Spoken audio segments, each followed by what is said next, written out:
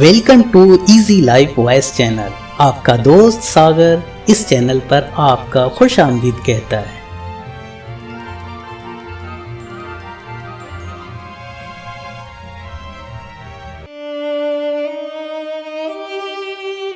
بسم اللہ الرحمن الرحیم۔ رات کو سو جانے کے بعد قیدی قید خانے کی تکلیف سے اور بادشاہ اپنی سلطنت اور دولت کے احساس سے بے خبر ہو جاتے ہیں۔ کبھی کبھی زندگی ہمارا امتحان لینے پہ آ جاتی ہے، اور وہ بھی اپنی پوری طاقت کے ساتھ۔ امتحان بھی ایسا کہ نہ کسی کو بتایا جا سکے، نہ مدد لی جا سکے۔ لوگوں کو اس بات سے غرض نہیں کہ آپ خوش ہیں یا نہیں، انہیں فرق اس بات سے پڑتا ہے کہ آپ انہیں خوش رکھتے ہیں یا نہیں۔ جب انسان کی آنکھوں سے آنسو بہتے ہیں تو اس پر رب کی رحمت برستی ہے۔ وقت، دوست اور رشتے انسان کو مفت میں ملتے ہیں، لیکن ان کی قیمت بچھڑ جانے کے بعد معلوم ہوتی ہے۔ جب کوئی آپ پر تنقید کرتا ہے یا آپ سے اختلاف کرتا ہے تو آپ کے دل میں نفرت کی ایک چھوٹی سی چیونٹی جنم لیتی ہے۔ اگر آپ اس چیونٹی کو ایک دم سے نہیں مارتے تو وہ سانپ بن سکتا ہے۔ اپنی آواز کے بجائے اپنے دلائل کو بلند کیجیے۔ پھول بادل کے گرجنے سے نہیں، برسنے سے اگتے ہیں۔ محبت خوبصورتی کی وجہ سے نہیں ہوتی، بلکہ محبت کی وجہ سے چیزیں خوبصورت نظر آتی ہیں۔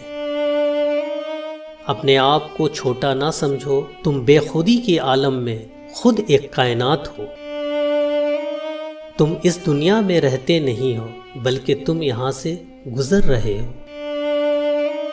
اللہ تعالیٰ جب کسی بندے سے ناراض ہوتا ہے تو اسے پاکیزہ لوگوں کی عیب جوئی میں مشغول کر دیتا ہے۔ بیدار کر دینے والا غم غافل کر دینے والی خوشی سے بہتر ہے۔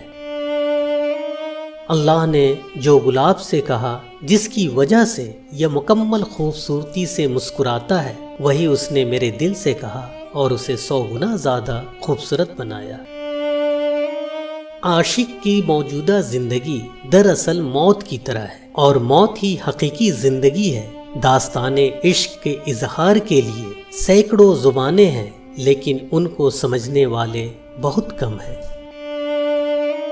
اگر تم خدا کو دیکھنا چاہتے ہو تو اس کا ایک طریقہ ہے کہ تم اپنے دل میں جھانک کے دیکھو، کیونکہ تمہارا دل ایک آئینہ ہے۔ اگر یہ بدی سے پاک ہو تو اس میں خدا بھی نظر آ سکتا ہے۔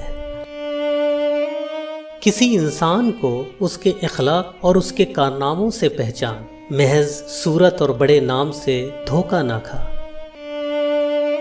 پیچھے مڑ کے مت دیکھو، کوئی نہیں جانتا کہ دنیا کیسے شروع ہوئی۔ مستقبل کے بارے میں نہ ڈرو، کچھ بھی باقی رہنے والا نہیں ہے۔ اگر تم ماضی اور مستقبل میں پھنسے رہو گے تو حال گزر جائے گا۔ پانی جسم کو پاکیزہ کرتا ہے، آنسو انا کو، علم عقل کو پاکیزہ کرتا ہے، اور محبت روح کو پاکیزہ بنا دیتی ہے۔